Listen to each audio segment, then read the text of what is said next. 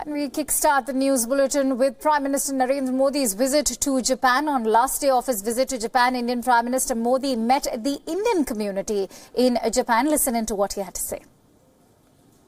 गर्व होगा कि जनधन, आधार और मोबाइल यानी जैम की ट्रिनिटी से जो ट्रांसपेरेंसी भारत में आई है, उससे अब दुनिया के दूसरे विकासशील देश भी प्रेरित हो रहे हैं। भारत में बनाए गए इस सिस्टम की स्टडी की जा रही है। इसके अलावा डिजिटल ट्रांजैक्शन की हमारी आधुनिक व्यवस्था जैसे भीम ऐप और रुपे कार्ड, इनको लेकर भी दुनिया के अनेक देशों में उत्सुकता है। हमने बहुत ही कम खर्च में चंद्रयान और मंगलयान अंतरिक्ष में भेजा। अब 2022 तक भारत गगनयान भेजने की तैयारी में जुटा हुआ है और ये गगनयान पूरी तरह से भारतीय होगा और इसमें अंतरिक्ष में जाने वाला भी भारतीय ही होगा।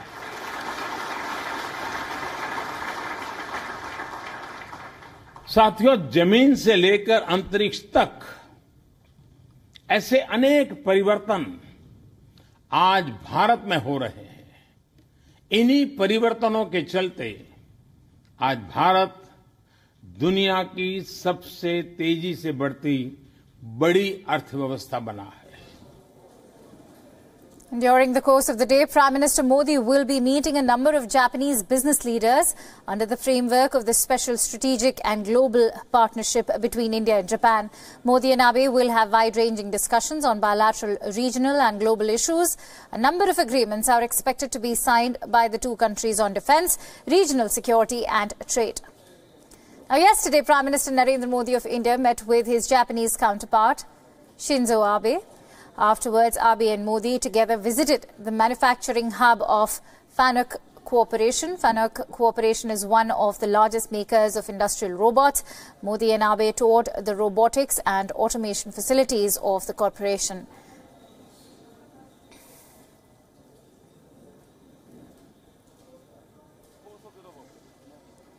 Modi gifted Abe a stone bowl and cup. It's specifically crafted for the Japanese Prime Minister. The stone bowls were made from rose quartz and yellow quartz stone sourced from the western Indian state of Rajasthan. And the carpets were hand-woven by master weavers from the northern Indian state of Uttar Pradesh. Modi also presented Abe a Jodhpuri wooden vest with Rajasthani traditional work. It's important to note that this is the fifth summit between Modi and Abe and overall the 12th. Modi has visited Japan 3 times as the Prime Minister. For his part, Abe has made reciprocal visits to India for the annual summit, which is alternatively held in India and Japan. India has annual summit-level engagements only with 2 countries, that is Russia and Japan.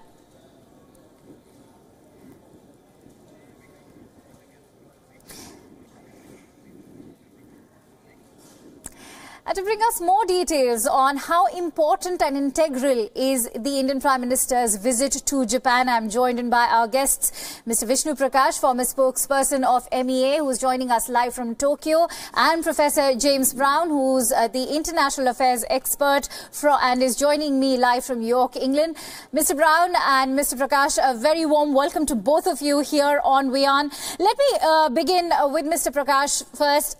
Mr. Prakash, as in the capacity that you've already been, it's important to discuss how special is the Indian Prime Minister's visit to Japan, because considering, Shinzo Abe has also termed Mr. Modi as a very dependable friend, and not to forget that this is the first time that the Japanese Prime Minister has invited a foreign political leader to his holiday home in Yamanashi. Frankly, and without any exaggeration, our relationship with Japan has been the biggest success story of India's Look East policy or Act East policy. The relationship has literally been transformed, fundamentally been transformed in 20 years. I was posted in Japan when we went nuclear, and Japan was at the forefront of condemning India and wanting to impose sanctions. And today, by every yardstick and any yardstick, be it political, be it geostrategic, be it security, be it defense, be it economic, be it infrastructure, cultural, regional, we are the closest of partners. And I have, in my career, rarely seen a relationship getting transformed in this fashion. Both sides, it's because of the convergence of interests, a rare convergence of interest, the growth of Indian economy and rapid growth. We will be a $5 trillion economy by 2025. I mean, that's making a difference. Muscle flexing by China has been frankly an important factor, because both Japan and India see China as a challenge, and China has been trying to thwart Indian and Japanese interests, and also the very fact that because of the China factor and other factors, I mean, we are now, both sides are committed to free and open Indo-Pacific. Then the US, India, Japan engagement, I think, has been another conducive factor. So basically, the geostrategic factors having converged, the economic and other factors having converged, I think this is a relationship which will be there for a long time. And I'm happy that both sides there is, frankly, a consensus across the political spectrum in both countries for forging these kind of ties. Mr. Prakash, on that very important and valid point that you made, let me also quickly rope in Mr. Brown. Mr. Brown, you just heard what Mr. Prakash had to say.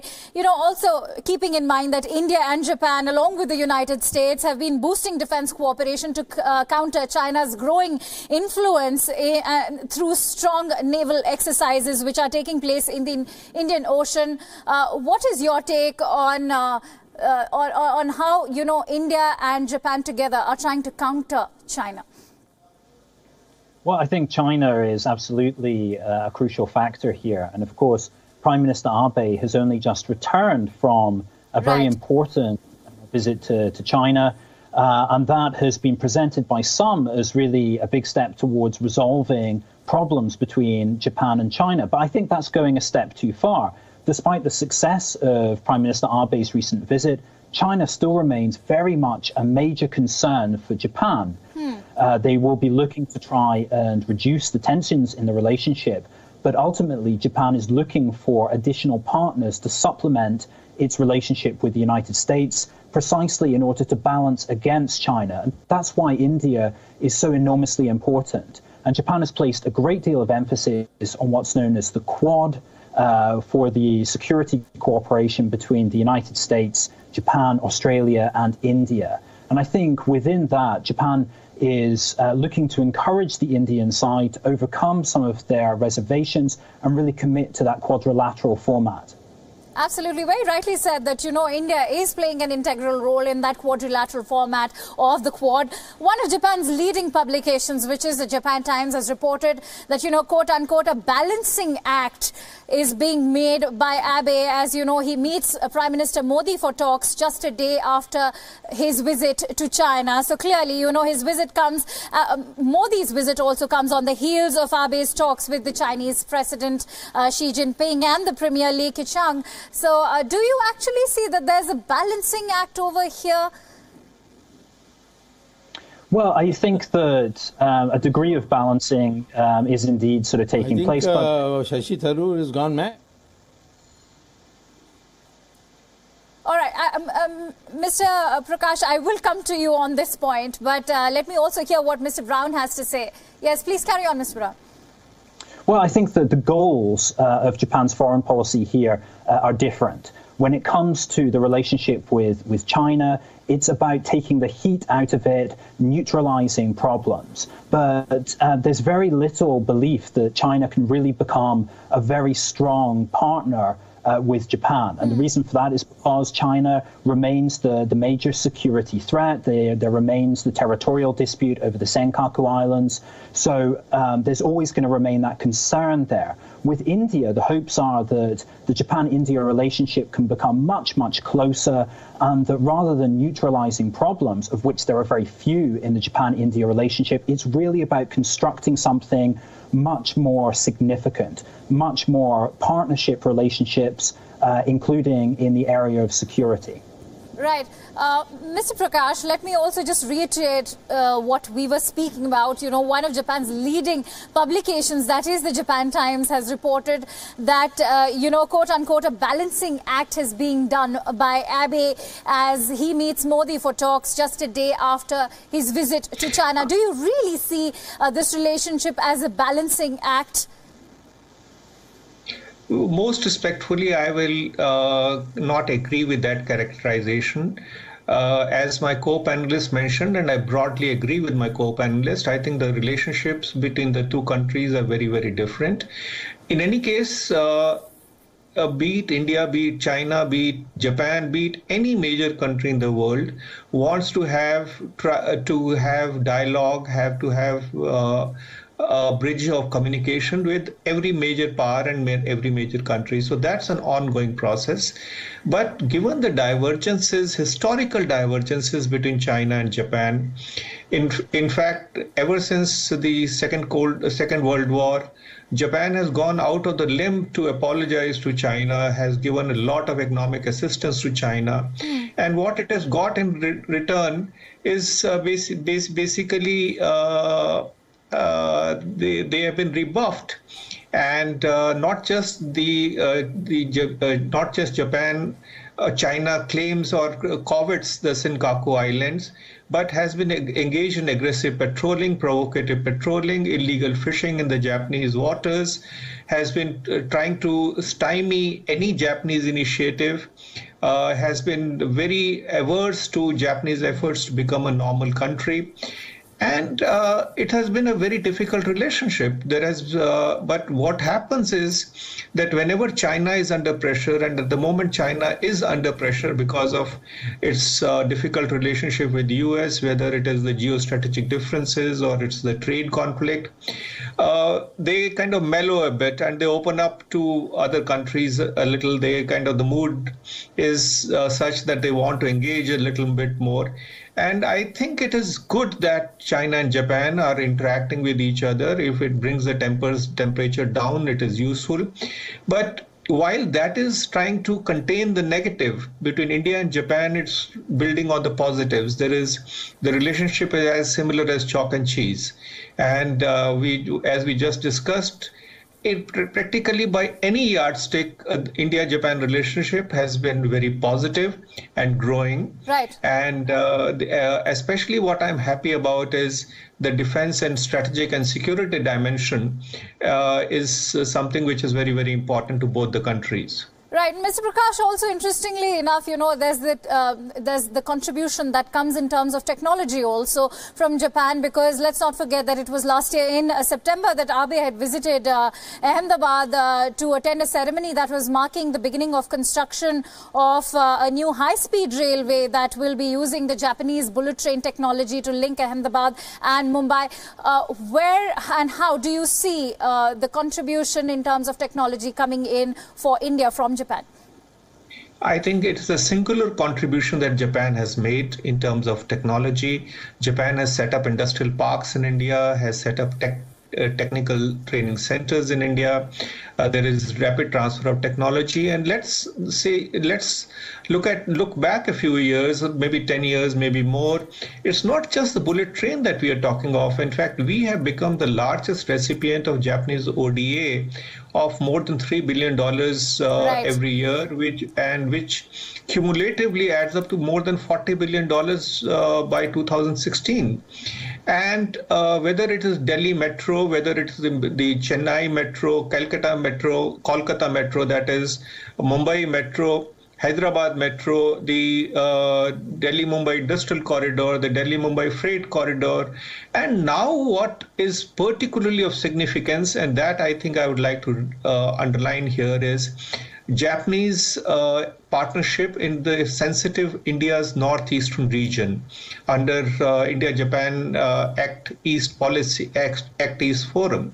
And that, I think, is a tremendous vote of confidence that we have given to our Japanese friends.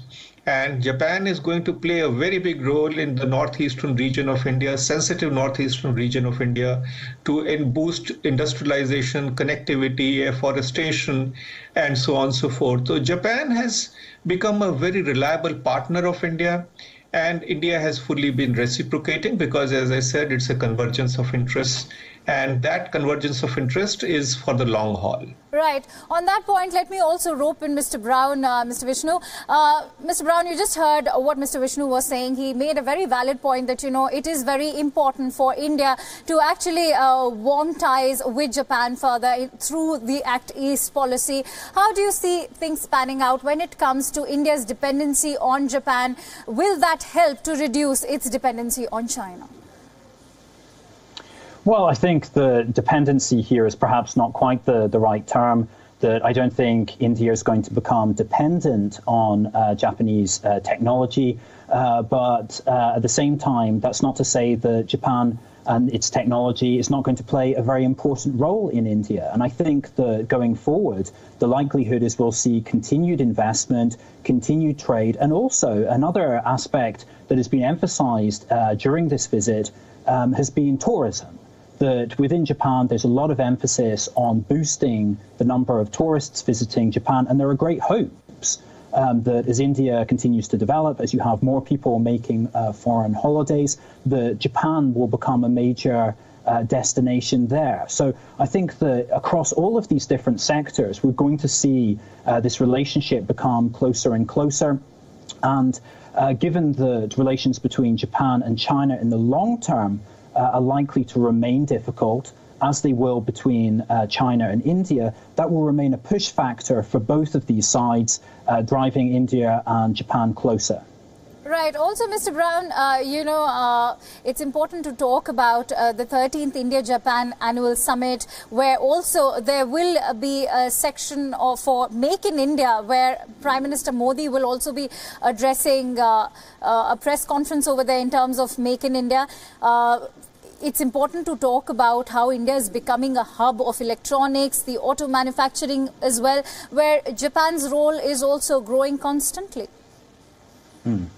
Yes, and Prime Minister Abe spoke about the relationship as having enormous potential, and I think that includes this sector. I would say, however, that India has a lot of perhaps ground to make up in this area. The Japanese companies have had a presence when it comes to manufacturing in Southeast Asia, in China for a very long time. They have been established there. There have been several projects within India, but if you can compare the scale of the activities, then India is still quite a way behind. But I think that both sides see that as an area of potential. And if Japan wants to perhaps reduce its reliance on China as a base for manufacturing, perhaps there will be opportunities within India as somewhat of a substitute.